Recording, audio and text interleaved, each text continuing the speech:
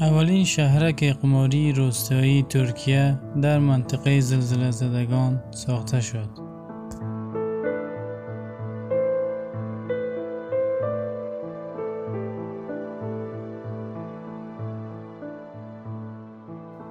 این شهرک بزرگ در جنوب شرق ترکیه با امکانات بیشتر و مدرن ساخته شده است.